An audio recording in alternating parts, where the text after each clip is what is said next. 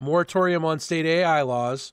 Just a few hours before this conversation, the Senate voted 99-1 to strip the state AI moratorium from the so-called Big Beautiful Bill. If you've been following along since our June 4th episode, you'll know that this moratorium has been through several revisions before the Senate ultimately cut it. So, Greg, what exactly was the original provision the House passed, and how did the senators reshape it?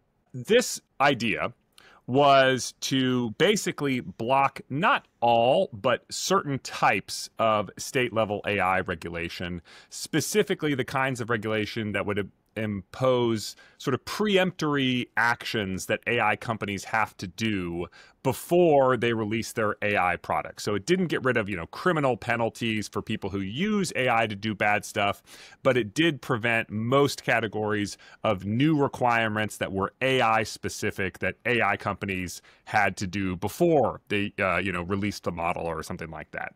And that turned out to be exceptionally controversial. It passed in the House, but some folks who supported it in the House, voted for it in the House, later said that they didn't understand what they were voting for and said that they regretted their vote and would not vote for it again. So those were the conditions under which it went to the Senate, where it encountered, new categories of opposition, most notably Senator Marsha Blackburn of Tennessee.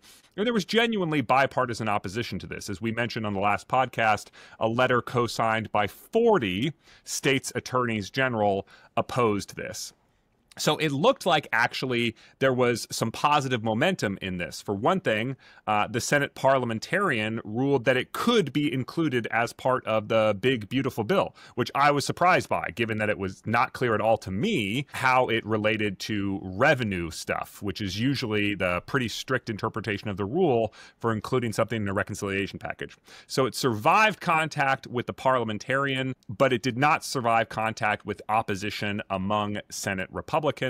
And even during a period where Senator Ted Cruz, who has been a supporter of this moratorium, and Senator Blackburn reached something of a compromise, that compromise later fell apart over a disagreement about, whether that compromise amendment language was actually going to have the intended purpose or was actually executable. So Blackburn withdrew her support for the compromise, and then the bill was voted out of the Senate by, as you said, 99-1.